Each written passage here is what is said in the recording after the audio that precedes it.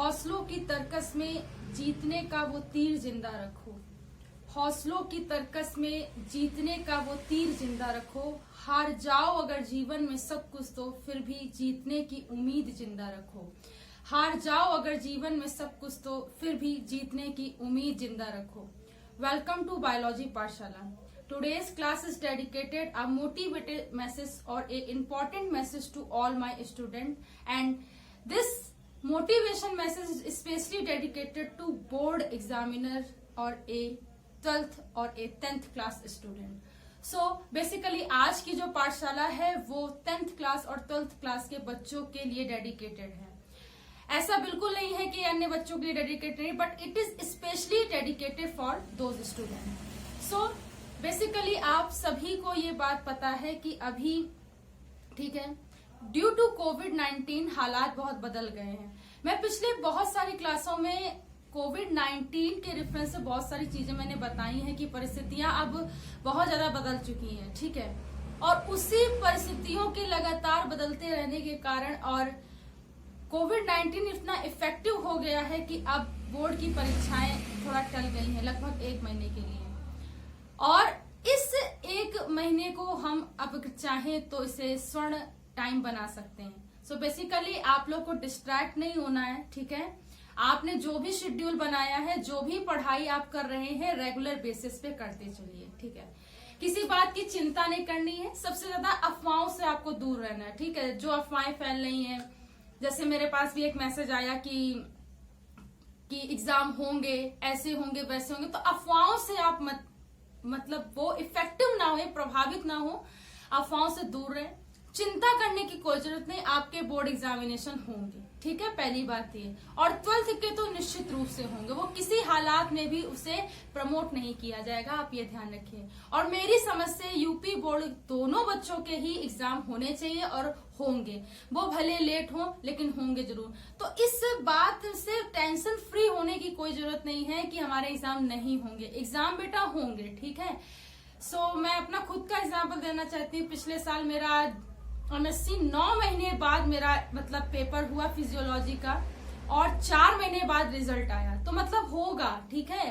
क्यों? क्योंकि जो लास्ट ईयर होता है, जैसे 12th है, 12th के बाद आपका ग्रेजुएशन स्टार्ट हो जाए, जैसे MSc है मेरा, ये लास्ट ईयर, तो उसका आपको बहुत आगे जरूरत पड़ती है, इसलिए आपकी बहुत बेनिफिशियल और नीड बेसिक चीज होती है, और इसका एग्जाम कंडक्ट जरूर होता है। सो जब नॉर्मलाइजेशन पूरा हो जाएगा, सामान्य स्थिति हो जाएगी, तो चीजें होंगे। तो इस दौरान आपको पढ़ाई नहीं छोड़नी है, पढ़ाई आप रेगुलर बेसिस पे करें, जैसी आपको गाइडलाइन दी जा रही उस बेसिस पे करें। पहली बात याद रखिए। दूसरी बात, आपको डिस्ट्रैक्ट नहीं होना है, ठीक है, किसी भी तरीके से। बहुत सारी चीजें जब हम देखते हैं कि अरे अब तो हम तैयारी कर रहे थे, रेगुलर बेसिस पे चल रही है, अब चिंता होने लगती है कि बोर्ड एग्जाम कब होगा, तो इसी चिंता में हम मर जाते हैं कि कब होगा। तो कोई बात नहीं, अगर आपको समय मिला है तो और अच्छे जो आपके वीक पॉइंट हैं उस पे आप वर्क करिए, ठीक है, उसे सुधारने की कोशिश करिए, ठीक है।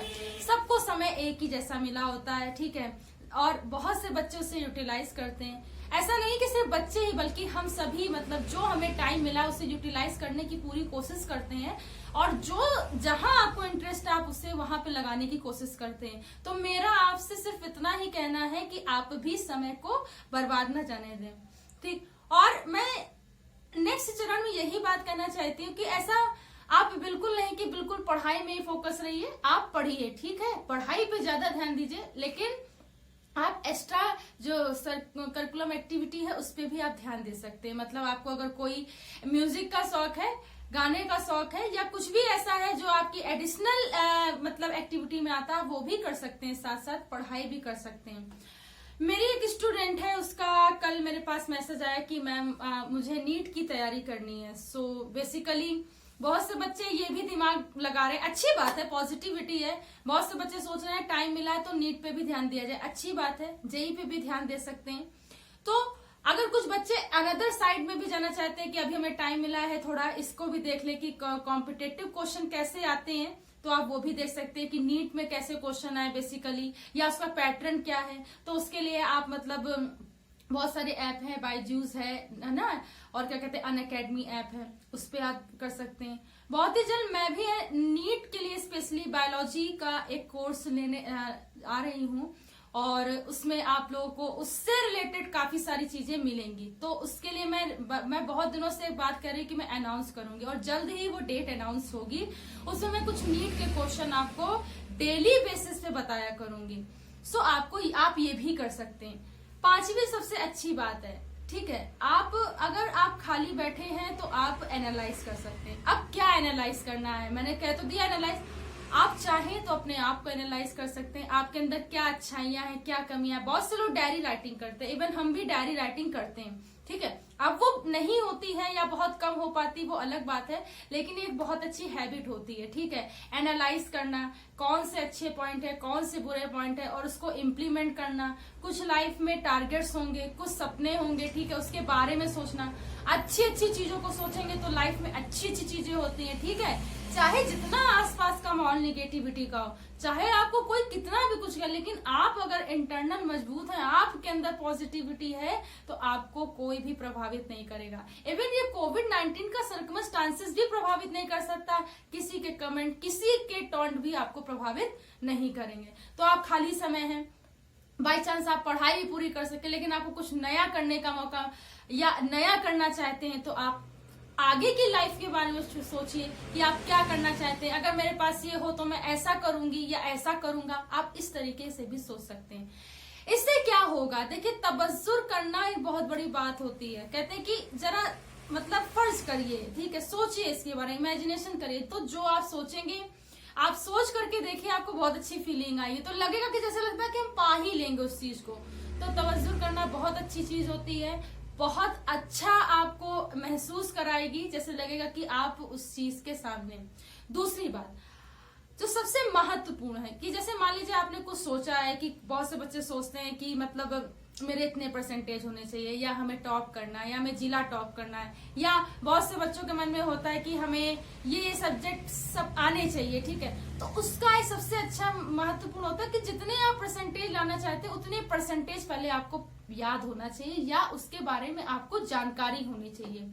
तो पहले जानकारी को अर्जित करिए, मार्क्स अपने आप आते हैं, ठीक है। आप जानकारी को अर्जित करिए, आपको मार्क्स जरूर मिलेंगे। उसके लिए आप जहां पे भी आपका स्टडी रूम है, आप वहां पे मतलब चाहे तो उस परसेंटेज को बेसिकली, या जो भी आप करना चाहते हैं, बनना चाहते हैं, उसको एक दीवार पे चिपका दीजिए।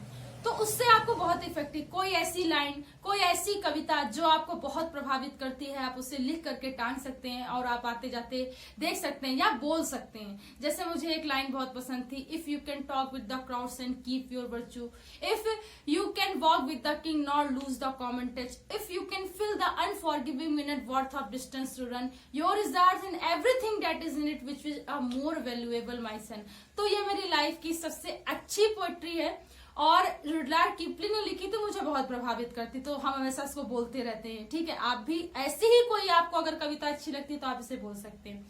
चौथा, मेडिटेशन। अब ये क्या होता है, लोग कहते हैं अरे मेडिटेशन नहीं करना चाहिए, वो लोग जो डिप्रेशन में आ जाते हैं वो कर देते हैं। ऐसा नहीं होता बेटा, कि ऐसी चीजें, ऐसा मेरा मानना नहीं है और ऐसा कोई नहीं मानता है, ठीक है, जो भी विशेषज्ञ हैं। तो आप चाहें, मेडिटेशन में सबसे अच्छा, जिसे हम लोग एक साधारण भाषा में योग कह सकते हैं, सबसे अच्छा होता है ओम का उच्चारण। आज मैं आपको साइंटिफिकली बताना चाहती हूँ, वैज्ञानिक रूप से बताना चाहती हूँ कि ओम के उच्चारण से क्या फायदे होते हैं।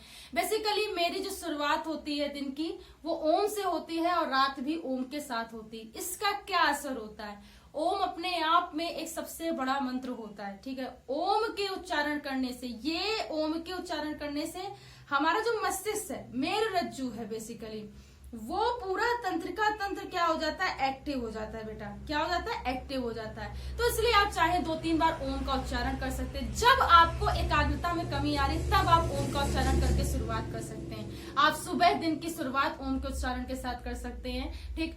आप इसे कभी भी यूज कर सकते हैं, ऐसा कोई जरूरी नहीं है कि कोई इसके लिए एक निश्चित विधि या निश्चित समय निर्धारित है, आप इसे कर सकते हैं। ऐसा क्यों, ये हम क्यों कह रहे हैं, क्यों, ये हम ही नहीं, बहुत से लोग कहते हैं। क्योंकि बेटा ऐसा होता है कि इससे की कंसंट्रेशन पावर बढ़ता है और स्थिरता आती है लाइफ में, मतलब चीजों को समझने के लिए स्थिरता आती, एकाग्रता बढ़ती और लाइफ में पॉजिटिविटी आती है। तो ओम का उच्चारण साइंटिफिक रूप से काफी अच्छा होता है। सारी उपापचय क्रियाएं जो हमारे शरीर में होती हैं, जैसे पाचन, श्वसन, उत्सर्जन, परिसंचरण, ग्रोथ, डेवलपमेंट, ये सारी चीजें बहुत ही अच्छे से हमारी मतलब बॉडी में होती हैं, एक्टिव रहता है बॉडी पूरी, तो ये करना बहुत जरूरी होता है। सो बेसिकली ये सब गाइडलाइन आप लोग फॉलो करिए 1 महीने तक। और अगर आगे भी डेट पड़ती तो घबराना नहीं है, चिंता नहीं करनी है। आप लोग आराम से पढ़िए, आराम से चीजों करिए, एंजॉय के साथ करिए, इंटरेस्ट के साथ पढ़िए और याद करते चलिए और समझते चलिए कॉन्सेप्ट को। So thanks to all student, इस गाइडलाइन को ध्यान में रख के सारी चीजें करिए। और जो बायोलॉजी पाठशाला में नए हैं वो अनदर बच्चों तक पहुंचाए। बायोलॉजी पाठशाला का बेल आइकन, उस घंटे के बटन को दबाए रखिए ताकि आने वाली लेटेस्ट अपडेट आप तक पहुंच सके। सो अभी बहुत से बच्चे लेकिन उसे सब्सक्राइब नहीं करते हैं, तो इसे सब्सक्राइब कीजिए, शेयर कीजिए और लाइक कीजिए। Thanks to all student to watch my Pathshala. Thanks again, keep watching and प्रणाम बच्चों।